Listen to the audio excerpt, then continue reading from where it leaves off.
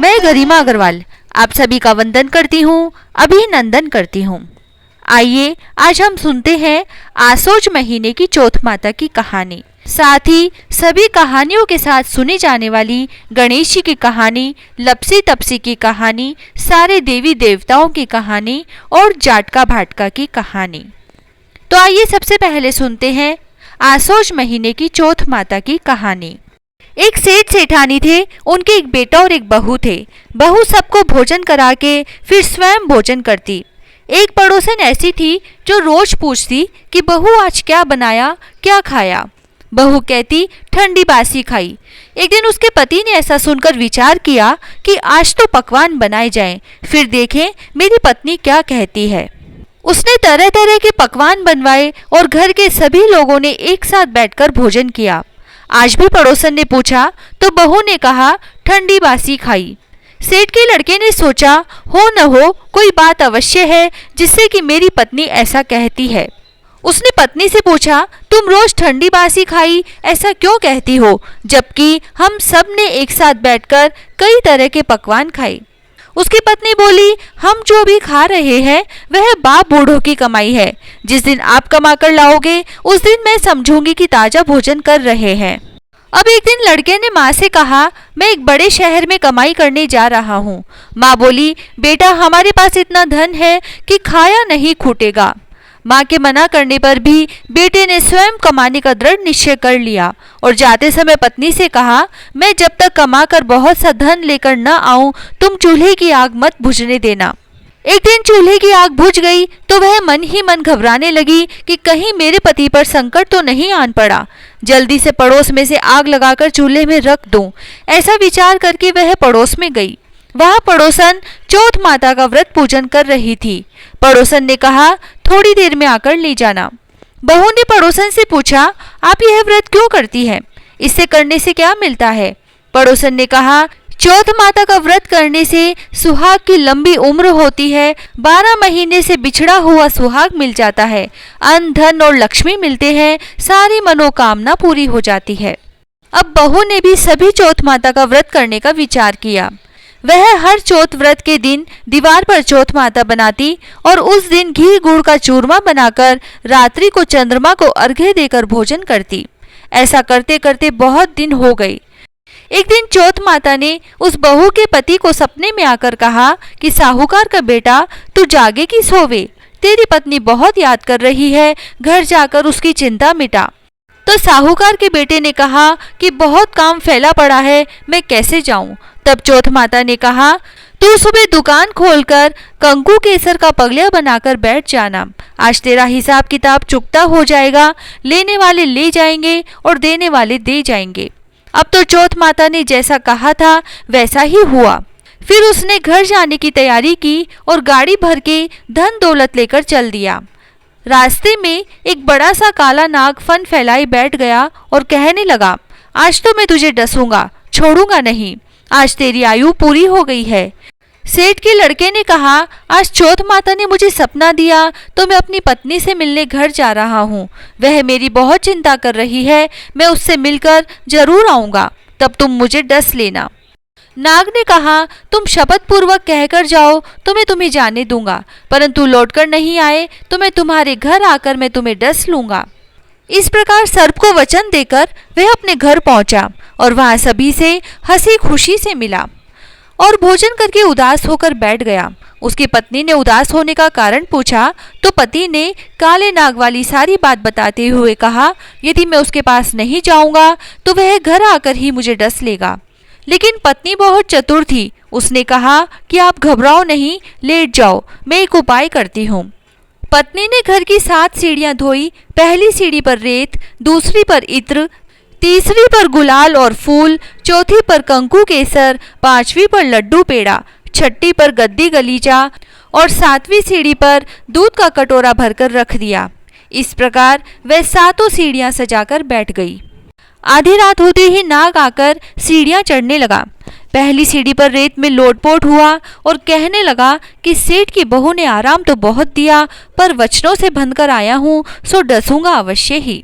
इसी प्रकार सातों सीढ़ियों पर नाग आराम करता हुआ और कहता हुआ कि डसूंगा जरूर कमरे में जाने ही वाला था कि चौथ माता ने विचार किया, यदि मैं इसे नहीं बचाऊंगी तो संसार में धर्म कर्म और व्रत पूजन को कौन मानेगा। अब तो गणेश जी, चंद्रमा जी और चौथ माता ने उसे बचाने का विचार किया। चंद्रमा जी ने उजाला किया, चौथ माता ढाल बनी और गणेश जी ने तलवार लेकर नाग को मार दिया और ढाल से ढक दिया। अब बहू भी थकी हारी थी, सो गई। दिन उगा तो लोग बेटे से मिलने आए, परंतु बेटा बहू तो उठे ही नहीं थे। बहुत देर हो गई तो माँ उन्हें उठाने गई। माँ ने सातों सीढ़ियों पर जो कुछ देखा बहुत घबराई और बेटा बहू को आवाज लगाई। बेटा बहू उठे तो देखा कि एक ढाल और तलवार वहां पड़ी है। ढाल उठाई तो वहां काला नाग मरा हुआ पड़ा है। बेटे बहू ने सोचा कि आज तो धर्म कर्म ही आड़े आए, जो भगवान गणेश जी और चौथ माता ने अपनी रक्षा की। हे चौथ माता, आपने जैसी सेठ की बेटे बहू की रक्षा की, वैसे सबकी रक्षा कीजो। बोलो चौथ माता की जय। बिंदाई जी की कहानी। एक सास बहू थी। सास अपनी बहू को खाना नहीं देती थी।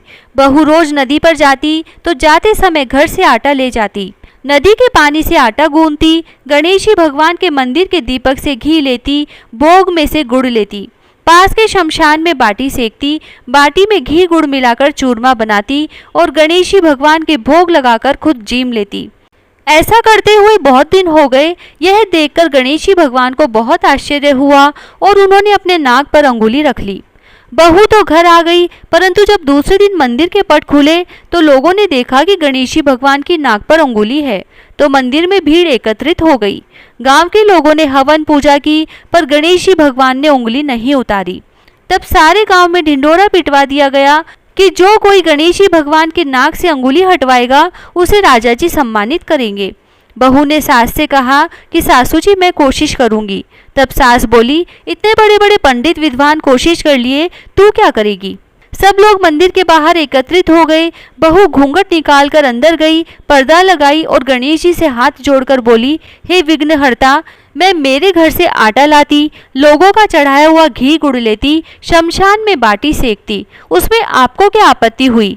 आपको मुंह से उंगली हटानी पड़ेगी। गणेश जी ने सोचा, इसकी बात तो माननी पड़ेगी, इसने पहले मेरे भोग लगाया, यह तो मेरी भक्त है। गणेश जी भगवान ने अंगुली हटा ली और बहू को आशीर्वाद दिया कि इस गांव में सभी प्रेम से रहेंगे। बहू मंदिर से बाहर आई, तब सब गांव वालों ने कहा, बहू तूने अंगुली कैसे हटवाई, तू तो जादूगरनी है।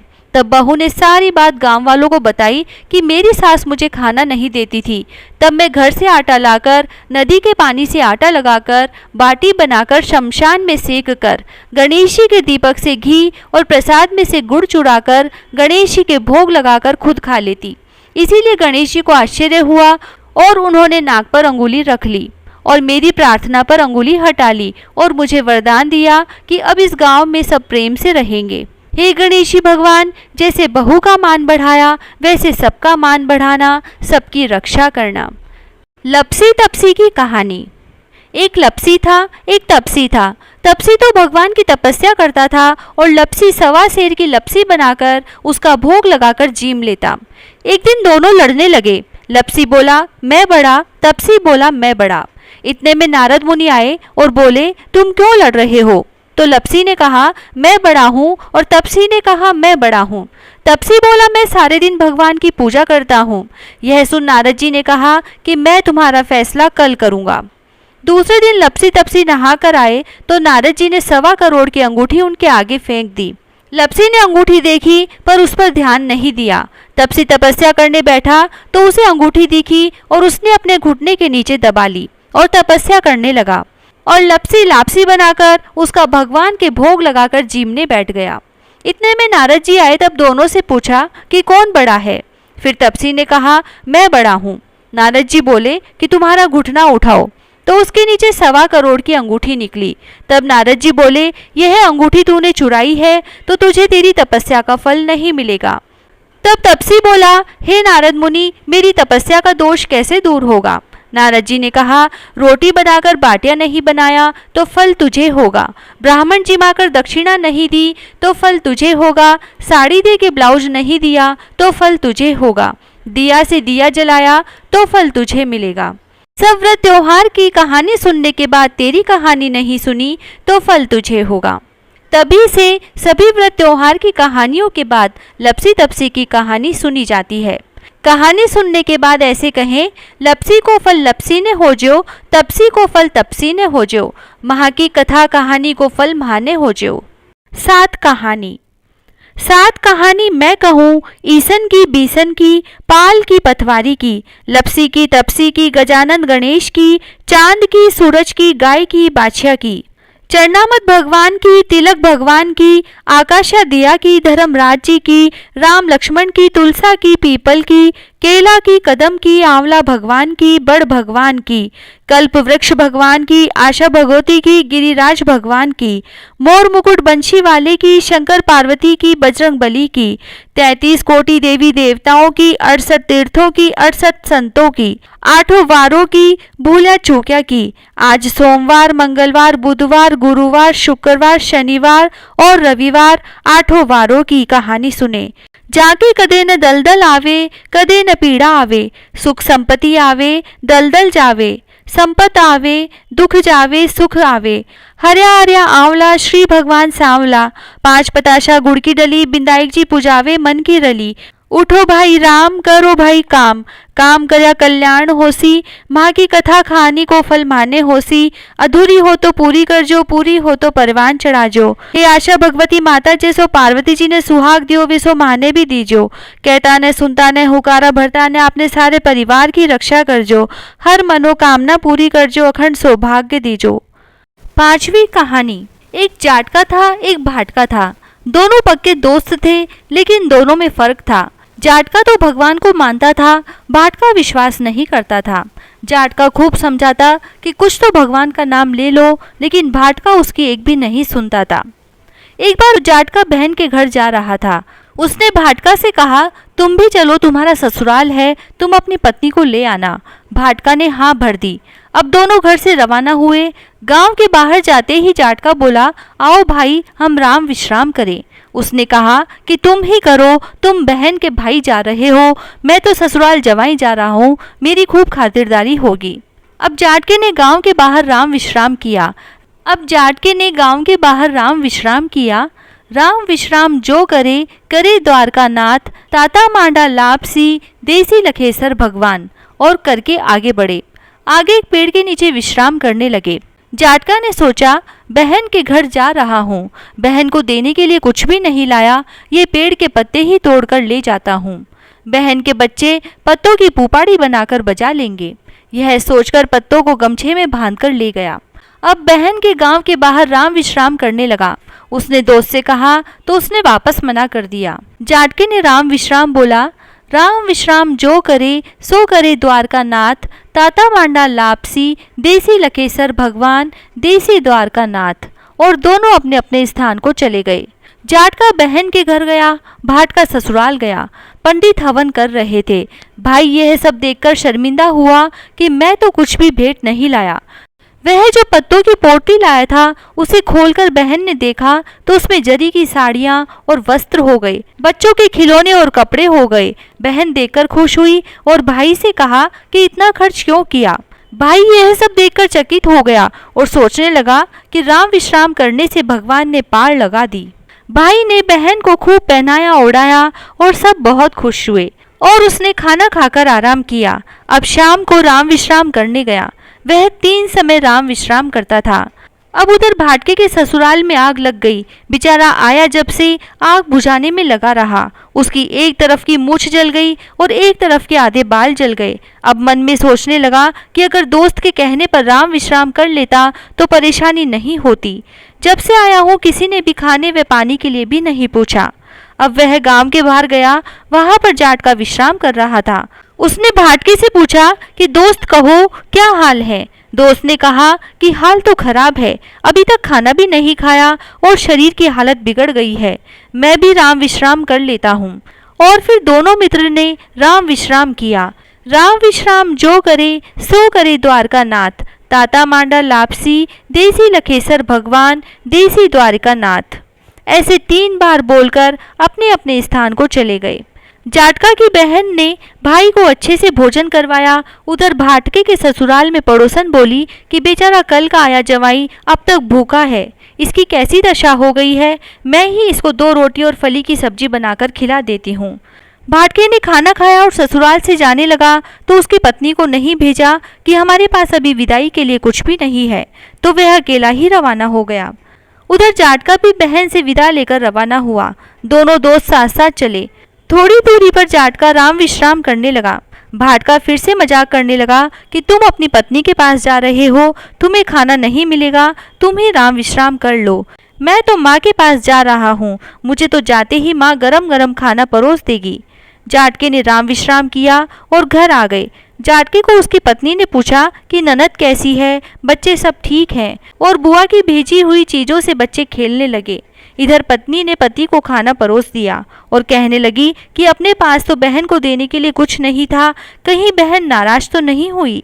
जाटके ने कहा, बहन को अपनी परिस्थिति के बारे में मालूम है, वह नाराज नहीं हुई।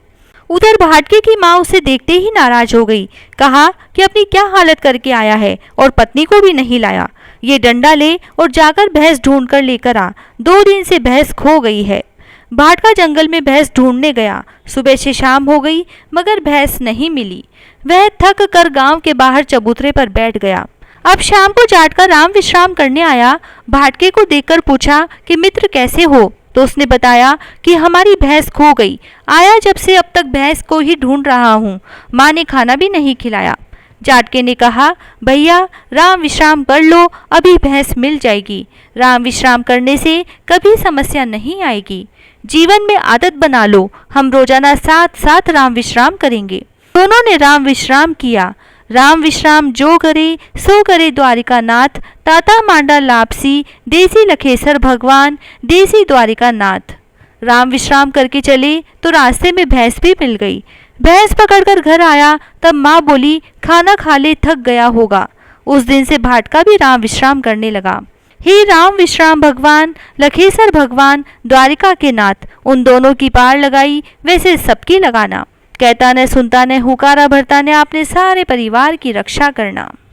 जय श्री राधे।